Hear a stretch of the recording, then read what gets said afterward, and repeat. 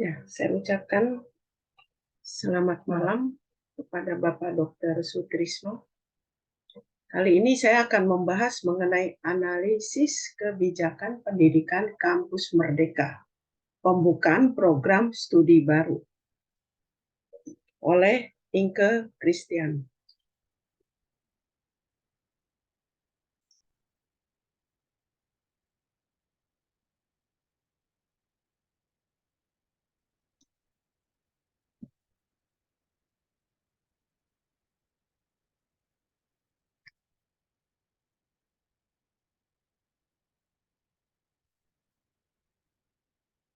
Nah, Kampus Merdeka merupakan program pendidikan bagi mahasiswa untuk mengembangkan pengetahuan, soft skill, maupun hard skill, di mana saat mereka terjun ke dunia kerja, mereka dapat mengimplementasikan secara langsung tidak hanya bermodal ijazah saja.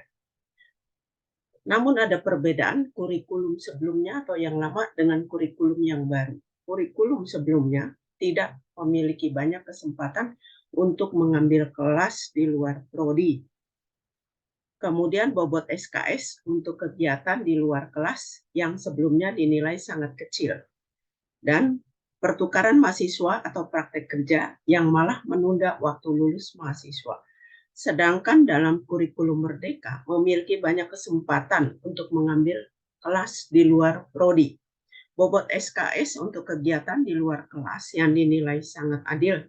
Dan terakhir, perubahan dalam kegiatan SKS yaitu pembelajaran di kelas, kegiatan mengajar di daerah terpencil, proyek di desa, pertukaran pelajar, riset studi independen, dan wirausaha yang akan saya sampaikan nanti di akhir. Nah, kelebihan dari kampus kurikulum Merdeka ini, satu, pelajar dapat memilih pelajaran yang dia inginkan sesuai bakat dan minatnya. Kebijaksanaan ini sesuai dengan Permendikbud nomor 3 tahun 2020 tentang standar nasional pendidikan tinggi yang tercantum pada pasal 18. Dengan program ini, mahasiswa dapat menempuh pembelajaran di luar prodi perguruan tinggi setara 40 SKS. Menteri Pendidikan Kebudayaan Nadiem Makarim meluncurkan kebijakan Merdeka Belajar untuk perguruan tinggi di lantai 2 Gedung D. Kebijakan tersebut adalah perguruan tinggi negeri dan perguruan tinggi swasta yang berakreditasi A dan B diberikan otonomi membuka prodi baru sesuai kebutuhan masa depan. Artinya, bagaimana mereka mampu menjawab kebutuhan industri, bahkan hingga kebutuhan negara. Yang kedua, perguruan tinggi memiliki kontribusi besar dalam pembangunan SDM yang tangguh. Lulusan perguruan tinggi ini harus mampu menghadapi tantangan di lapangan kerja. Berikutnya, perguruan tinggi negeri dan perguruan tinggi swasta harus ada kerjasama dalam organisasi atau perusahaan di dalam menciptakan prodi-prodi baru. Artinya perguruan tinggi dengan akreditasi A dan B yang telah menjalin kerjasama akan mendapat kemudahan dalam membuka prodi baru. Mereka juga harus bekerja sama dengan perusahaan kelas dunia. Nah, lebih lanjut, Mendikbud mengatakan perguruan tinggi harus mampu terus berinovatif dalam berbenah dan memperkuat bekal para sarjana sesuai perkembangan zaman. Inovasi bisa tercapai apabila ekosistem tidak dibatasi. Kemendikbud dalam membuka prodi ini atau prodi baru bukan di bidang kesehatan dan pendidikan seperti pendidikan dokter, farmasi, kebidanan, dan jurusan kesehatan lainnya.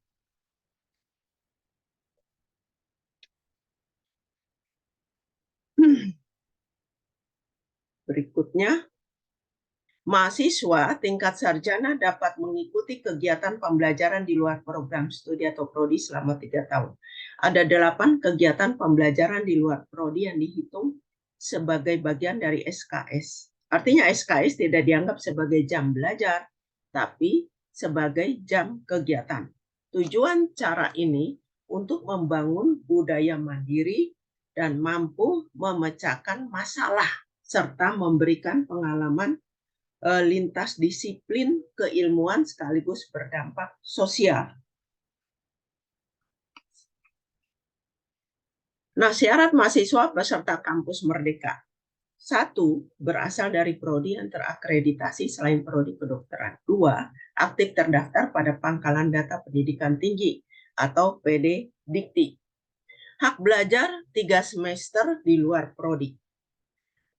Jadi prodi berbeda di perguruan tinggi yang sama sebanyak 1 semester atau setara bobot 20 SKS.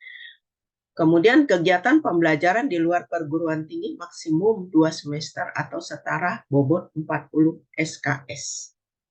Nah, kemudian ada 8 kegiatan pembelajaran di luar prodi. Yang pertama adalah pertukaran mahasiswa. Pertukaran mahasiswa ini dapat berupa pertukaran antar prodi pada perguruan tinggi yang sama.